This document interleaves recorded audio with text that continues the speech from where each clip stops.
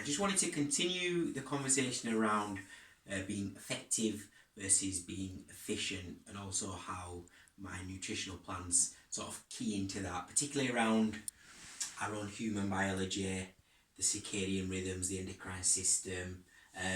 So yeah, looking at firstly then our hormones, the endocrine system, and particularly thinking about their influence on fat tissues, muscle tissue, and I suppose the best way of describing, or one way of describing that, is thinking about hormones in terms of, are they anabolic or are they catabolic? So, and we mentioned this before, but anabolic, and this is a good way to think about just the body and how to make it bigger and smaller. Anabolic basically means to make bigger.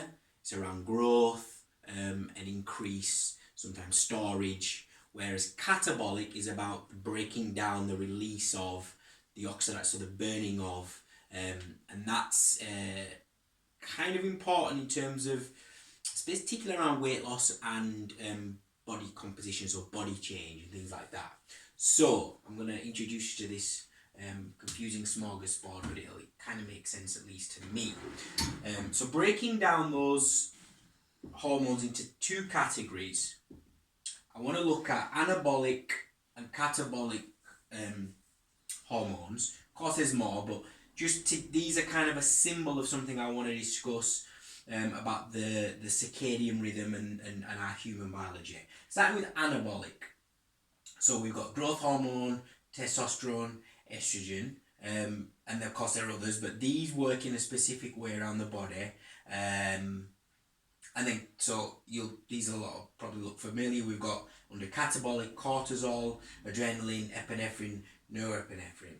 So as they do work in slightly nuanced ways and do slightly different things.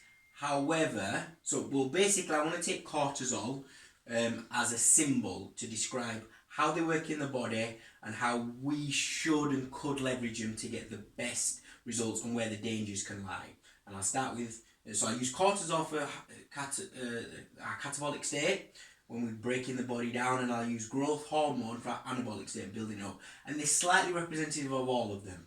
So we start with cortisol, which you'll know probably is the stress hormone. And so a good way of thinking about cortisol is, and we'll talk a little bit again about our Paleolithic ancestors, but if a lion was to come and get us, it's the fight or flight hormone. So it's the ability to run away or fight the lion, run away. But I suppose the key thinking around cortisol is, so you can see it is an energy releaser, so it's a stress hormone, gives us energy, and that's where you can think of it as a catabolic, because it's about releasing energy. But I think if you don't remember anything else from this, remember what the body's telling us is there's a requirement for action, and this is where cortisol in the modern world has become very problematic, because we don't express the action required with cortisol. We just end up sitting in our desk and worrying about our children or our finances or whatever. So cortisol is rightly seen as a problem in the modern world, but in terms of evolutionary biology, it's actually a very important and a very powerful hormone, because we and this is where it gets into our circadian rhythm. If we think about how we are in terms of evolutionary biology, we wake up in the morning, there's no fridges, we need to go get food, we might even need to go run and climb up a tree to find out where the water is, and then we'll go hunt. So there is a requirement for a lot of action, particularly in the morning. So that is why we've survived, though, in terms of natural selection. Those of us that with that spike of cortisol in the morning is good.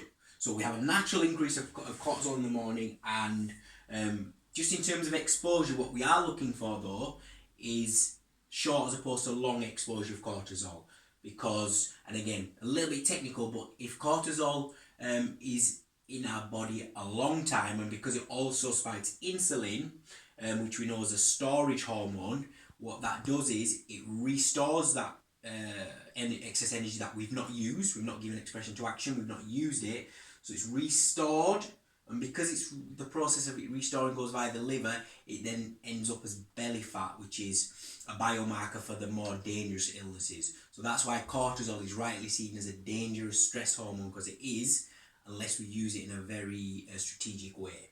So that is cortisol. Then conversely, we've got growth hormone, and as the name suggests, growth hormone is about stimulating growth, making us grow. So that's why it's in elevated levels in particularly babies and children, and it's also closely linked to sleep. Melatonin, it works in hand with melatonin, the other hormone, because it harvests, it works, it's magic when we're asleep. That's why children need to get enough sleep in order to grow.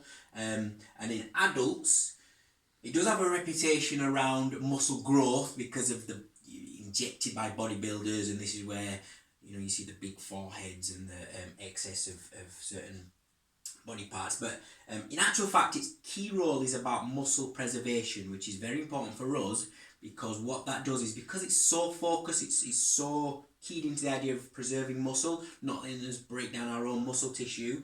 It makes the body then, for a bit more complicated reason, but it makes the body burn fat, oxidative fat, as an energy source. So growth hormone for us guys, very powerful, because it not only is, as you'd imagine, it's good for muscle photosynthesis, muscle growth.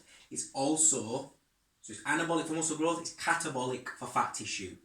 So we want growth hormone in its natural state, but we want to increase it. So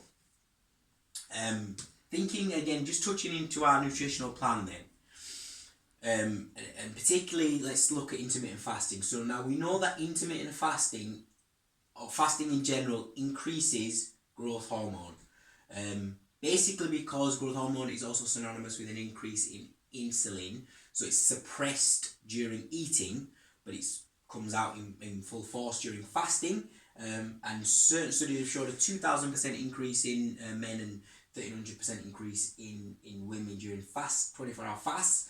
So it's increased during fasting period, growth hormone. Conversely, cortisol is also increased during fasting, which might sound a bad thing.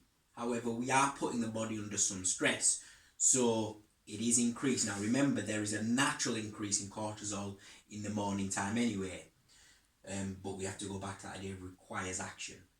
So, okay, and then let's look at the other portion of this, which is training. Again, growth hormone is increased during training, particularly increased during intense training, and I also have a particular belief around resistance training, but it's definitely increased during intense training, and also cortisol is increased during training, because again, we're putting the body under stress. So what does all that mean? There's a lot of biology there, but basically, to bring all that together, I want us to think about this. Fasted training in the morning, in short and intense protocols, kind of crystallizes all of that human biology, because it supports the circadian rhythm of that morning cortisol spike that requires action, otherwise it sits in our body and then starts to break our muscle tissues and increase our fat tissues. So it supports the expression of a need for action in the morning when there is a cortisol spike, very important. It also, though, because of the growth hormone impact, it also then adds to that fat burning process that cortisol gives us. It also preserves our muscle tissue, and it helps to grow our muscle tissue to give us that body composition change. So that is about being effective. That's about then riding the wave of our own human biology, our own evolutionary biology, and really working with our actual hormone systems. So fasted training in the morning for short and intense periods. Nutrition Plan 2, Nutrition Plan 3 even. Okay, that's it. Thank you.